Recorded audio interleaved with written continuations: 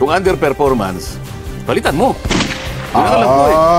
Ay, bakit inalis mo dun sa isang opisina, nilagay mo dun sa isa? O di pareho rin yun. Parang nga. Parang aso, pinalitan mo lang ng ng collar. Walang galang na sa paghalimbawa dyan, ano? Bakit parang riguton? Tama. Underperforming ka eh. O kaya may issue ka ng corruption. Pagkalagay ko ba doon sa isang posisyon, hindi ka na mangungurap? Ito hinahanap ng tao.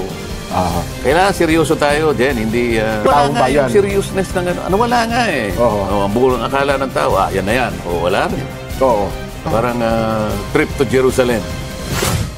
Marami pang papalitan ang Pangulo din. Mukhang marami ko. Pero ang tatlo na nakapila, hindi pa po na-reconfirm eh. Kasi although nag-file sila ng courtesy resignation, gaya halimbawa nung sino nga ba yung tatlo na bagong cabinet secretary, yung Vince Dizon, DOTR, plus dalawa pa na bagong pinalitan ko ngayon. Hindi pa na-confirm. Hindi pa po, nagsipag-resign na sa ngayon sa tawag ng Pangulo na magbitiw kayong lahat. Yun na nga po, yung mass resignation. Bakit kaya? Ano kaya ang dahilan kung bakit pinagbitiw lahat dyan? Well, ako Kong, ang assessment ko, siguro, batay din sa panayam sa kanya kasi parang yun na nag-trigger ng maraming bagay. Ano ba yung panayam sa kanya? Yung sa podcast yun, Kong, sa podcast na tinanong siya, na ano ang kanyang impression doon sa katatapos na midterm elections. At mukhang doon ata ay na-realize ng Pangulo, mukhang kinakailangan maraming cabinet secretary ang dapat mapalitan na kung yung kanyang first family. Bakit? May kaugnayan ba yung resulta ng election din? Doon sa dapat ay mapalitan lahat yung kanyang gabinete? Again, Kung, ang pagbabatayan ko lang doon sa kanyang statement, kasi mukhang marami daw cabinet secretary ang hindi nag-perform ng maganda, kaya ang naging epekto ay doon sa mga kandidato ng administrasyon, Kong. Ganun daw po ang kanilang naging assessment. O di halimbawa, underperformance siguro din. Ayan, tama po kayo. Ngayon, kung pagre-resignin mo, ang katwiran dyan, hindi nakapagsilbi ng mahusay. Tama, hindi yan naabot yung expectations. Bakit inalis mo dun sa isang opisina, nilagay mo dun sa isa? O di pareho rin yun. Parang nga, kasi may na-reshuffle, Ano naman ang guarantee mo na inalis mo rito sa isa, pagkatapos dun mo nilagay, doon magpe-perform siya ng mas mahusay? Baka naman ganun ang maging epekto, Kong, doon sa mga taong napaltan at saka ipinalit. Hindi nga, yung tao naghihintay Pagka ikaw ay nag-announce ng mass resignation, ang tao naghihintay. Mo kaya, may seryosong ganito di ba? Tama Ngayon, pinalitan mo, pagkatapos nilagay mo lang kung sa isa, parang aso, pinalitan mo lang ng ng collar. Walang galang na sa paghalimbawa dyan, Palagi naman ginagamit yun Kung underperformance, palitan mo. Yun ang alam ko Anong gagawin mo sa isang opisyal na hindi nakaganap sang-ayon doon sa inaasahan mo sa kanya? May karapatan ka namang magpalit. Siyempre. Wala na bang iba na may papalit? Ay, ang pakarami Napakarami magagaling na tao sa Pilipinas. Kaya nga. Bakit parang riguton? May tawag doon sa pagkakuha yung musical dance chair. O chair dance. Parang trip to Jerusalem. Nakita ko Hindi ganun ang inaasahan ng tao pag sinabi mong underperforming secretaries. Palitan mo ng inaasahan mo na gagawa ng masigit na mas magandang trabaho doon sa inaasahan ng mga tao. Di ba? May napalta naman daw, Sen, yung DNR, Yulo Loizaga. Ang bagal naman ang sinasabi natin kung ikaw ay nabahala sapagkat ang tao ay nakita nila na teka muna, kailangan gumawa tayo ng aksyon. Parang ganun di kailangan mabilis, decisive dapat ang aksyon mo. Hindi yung nagalis ka ng 2, 3, pagkatapos nahinto uli, pagkatapos tinitingnan mo kung saan inalis mo yung isa, dinala mo rin.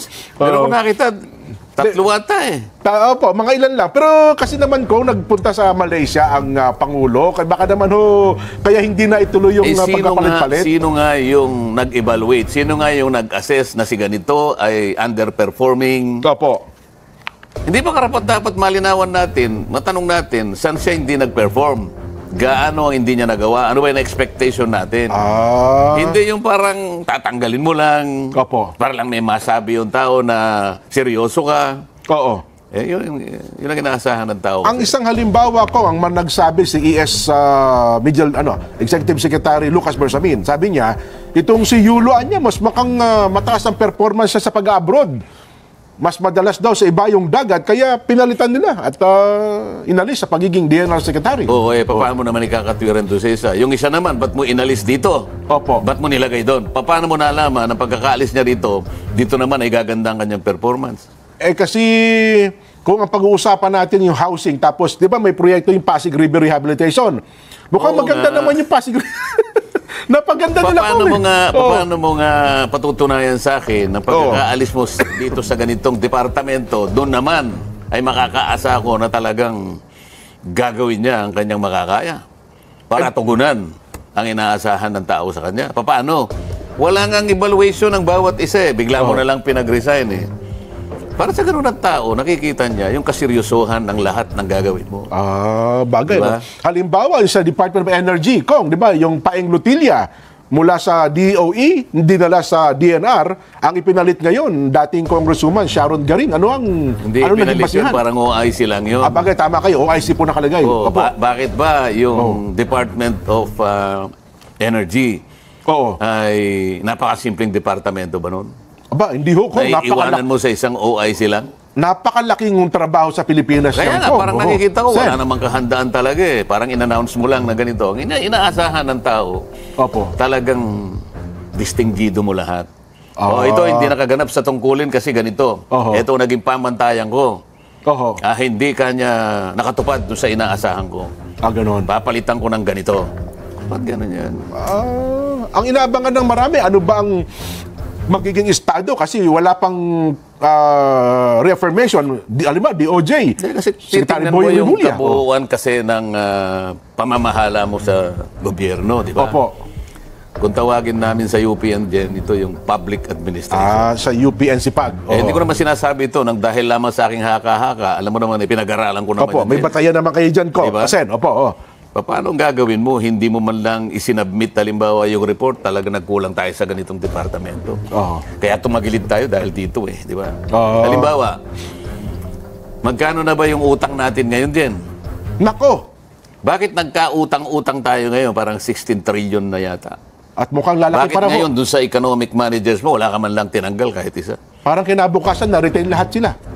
Yun na tayong gusto ng business community. Sino ba? Sino ba talaga ang pinakikinggan mo? Business community lang? Paano yung lipunan sa kanyang kabuuan? Akala ko ba nagsalita na sila? Sa katatapos na halalan, ginamit mong pamantayan, kaya nagkagani-ganito tayo Sa katatapos na nahalalan nga. Akala natin 12-0 tayo Muntik na tayo kang ganito. Ganun pala kung inaakala. Nako? Hindi, baka naman pagbalik ng Pangulo, Sen, ay doon na natin makikita kung sino-sino talaga ang aalisin. Pero tama po yung binanggit nyo. Ang tinatanong ko sa iyo, Jen, tigyan mo ako ng report, yung evaluation report ng lahat ng miyembro ng gabinete mo para malaman ko sino-sino ay nagkulang. Diba? Para sa ganon, alam ng tao, kaya pala pinalitan si ganito. Ang sama ng kanyang performance. Ang record talagang wala di ba? Mukhang... Saan mo ibinatay yung pagtanggal mo sa kanya at paano mo nalaman nung tanggalin mo, doon siya karapat-dapat? Mukhang diba? Ayoko magbanggit ng pangalan Paano mo nalaman na mula doon sa kanyang... Mula sa kanyang dating posisyon na nilagay mo sa bago. Paano mo nalaman na doon siya magtatagumpay? Yan ang tinatanong ko Hindi naman kung inisip mo lang. Parang ang nangyayari, teka muna, parang ilagay muna natin. Parang ayoko yung tentative na gano'n Ayoko yung dapat decisive, parang trial and error Basta't ang gusto ko, kung ako akin na yung mga report. Asan ba yung ganito? Dito. Tanggalin mo, ito, ayoko na ito. Kasi kung underperformance ang problema, lalo na kung corruption ang problema. Sa papuyan. Dalawa lang naman yan Either talagang hindi ka nakaganap sa tungkulin mo, o kaya nakitaan ka ng katiwalian. Sabay. Nasaan ang puwang para ikaw ilagay ko pa doon sa isa? Tama. Underperforming ka O kaya may issue ka ng corruption. Pagkalagay ko ba doon sa isang posisyon, hindi ka na mangungurap? Ito hinahanap ng tao. Kailangan seryoso tayo, Jen, hindi... Pero kung ang pagbabatayan, Sen, ang hinahanap niyo po ay talagang performance, mukhang, ako personal, masasabi kong wala nun.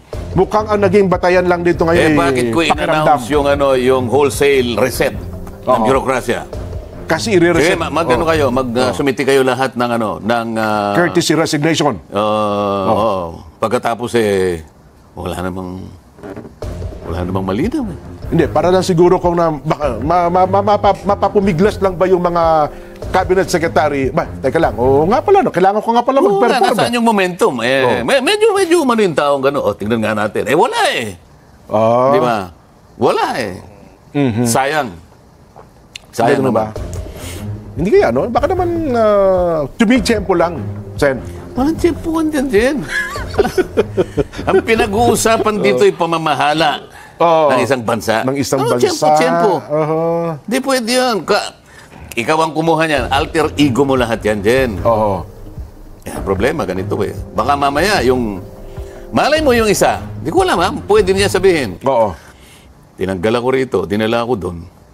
Alam naman ako nakuha sa kanila Alam sila sinabi ko ano ba talagang gagawin ko? Anong pamantayan? Ano bang standard na susundan ko ba rito? Pagkatapos nung hindi nyo ko kinakitaan ng performance sang-ayon sa hinahanap nyo sa akin, tatanggalan nyo akong bigla. Alam naman ako nakuhang pahiwating sa inyo kung anong gusto anong dapat gawin. Di ba?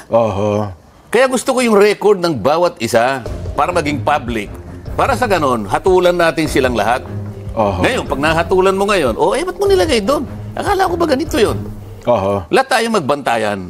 Well, di ba? Kung yan ang hinahanap nyo, Sen, ako na magsasabi. Ako lang pa naghahanap nito. Ang taong bayan, sila nang nagsabi, teka muna, nahalata tayo Mukhang wala niyan. Kaya nga tayo magre-reset ngayon I-reset. Kumbaga sa computer, delete. Di ba? Dinilit mo na Bakit binalik mo na naman? Yun ang mabigat na hahanapin at magiging sukatan ngayon ng taong bayan. Nawala nga yung seriousness ng wala nga Ang bulong akala ng tao, yan na yan. Wala rin. Di ba?